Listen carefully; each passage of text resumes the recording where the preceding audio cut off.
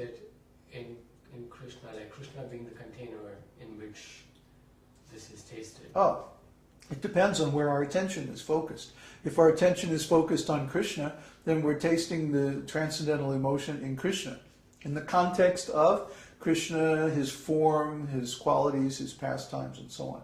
But if our attention is focused on ourself, then we're tasting the emotion in the context of our own self. But then where is the devotional aspect? Try to understand, these are categories, these are terminology. You have to learn the terminology before you can start to think or analyze in the terminology. Huh? The devotional aspect is, whether I'm saying, oh, there's Krishna. Krishna looks very magnificent today. See? That's one kind of tasting. That's tasting in Krishna. Okay? In the context of Krishna's existence, Krishna's form, Krishna's activities, and so on. His qualities. Like that. But if we say, oh, my heart is pounding with love of Krishna, then we're tasting that within our own self. Clear? Yes. Okay. It's very simple. Don't make this is already complicated. Don't make it more complicated than it already is. Okay, so that's vibhava. Vibhava means the emotion that we're feeling at any particular instant. Okay? Now, how do we know what we're feeling? Huh? It's just like, how do you know what you're tasting when you eat food? Huh? If someone serves you some very nice food, some nice prasadam, how do you know what you're tasting? Some past experiences. Yeah. For example, if you're a cook, and when I combine certain ingredients in this way, certain spices, then I get this kind of taste. When I combine other ingredients, I get a different kind of taste. So just by tasting, you can know the ingredients in this particular dish are this way and like that. Okay? So when we experience these transcendental emotions, when we have these different categories of thought in our minds, then we can analyze them. And we can say, oh, this is alambana, this is vibhava, this is vishaya alambana, this is ashraya alambana. You see? Now we have these categories. We can actually give them names. We can actually talk about our feelings. English, and all Western languages, are poverty-stricken when it comes to talking about feelings. There are only very few words. Feelings are so complicated.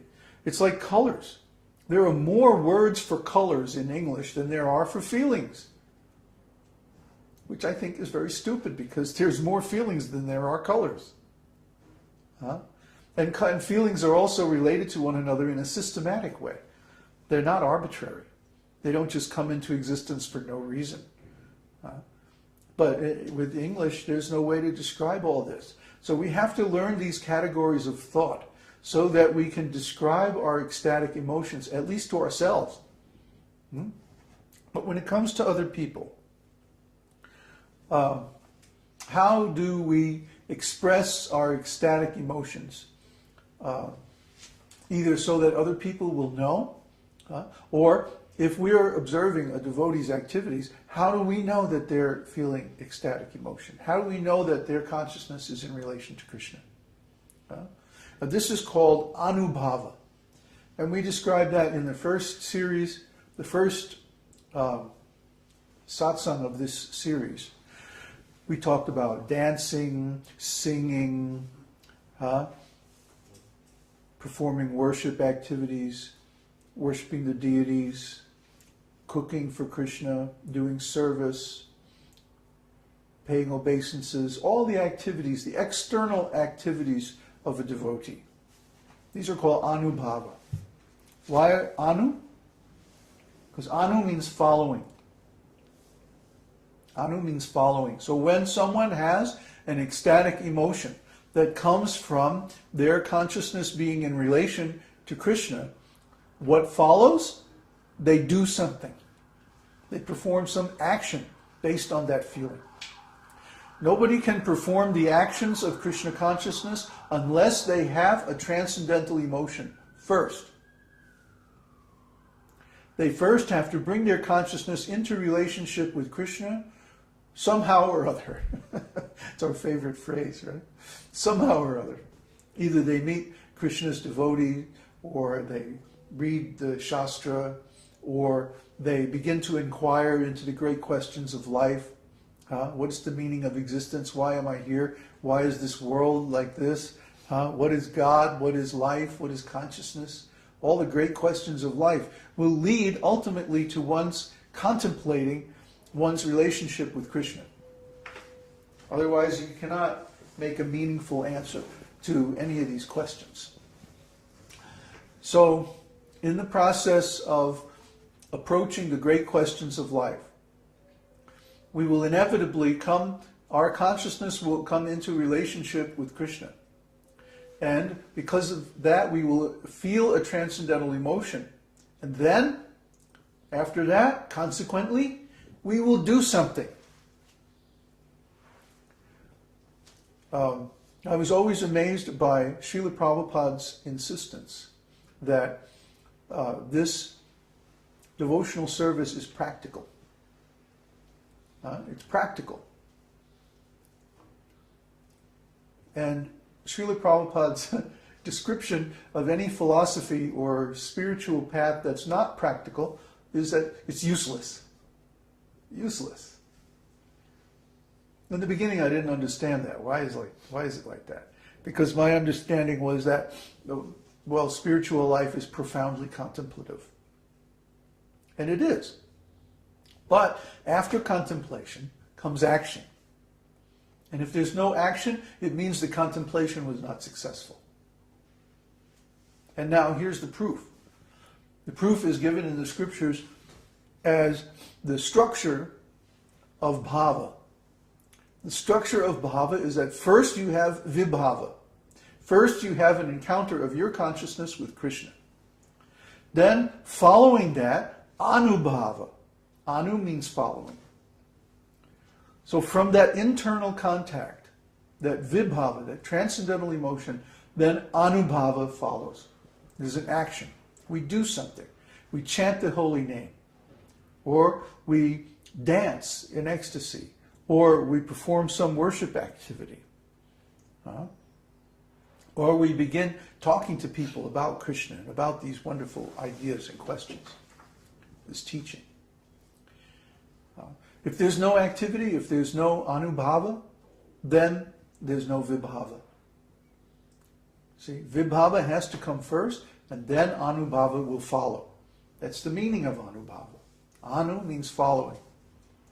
Anubhava. Yeah? It's an external manifestation of the internal feeling, the vibhava. Okay? Now, then, at some point, when the spiritual emotions reach a certain crescendo, a certain intensity, all-consuming, the human consciousness is limited, it's finite, but Krishna is infinite. So we can easily become so full of Krishna that we overflow. Okay? And when that happens, that's called sattvika bhava. Sattvik means the mode of goodness. So sattvika bhava is when these feelings of emotion, transcendental emotion based on goodness, overflow in the heart of the devotee. And this is when we begin to see the ecstatic symptoms, ecstatic emotions. Standing of the hairs on end. Astonishment. Extreme anxiety, perspiration. Running here and there, dancing. Loud shouting of the holy name. Things like this. When these ecstatic symptoms take place, this is called sattvika. Sattvika because the origin of these symptoms is in pure goodness. Shuddha sattva. Shuddha means pure, perfect.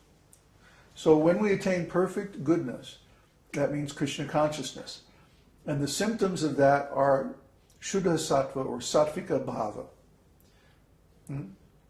So we talked about this, the tears, choking of the voice, goosebumps, sometimes even fainting, falling on the ground.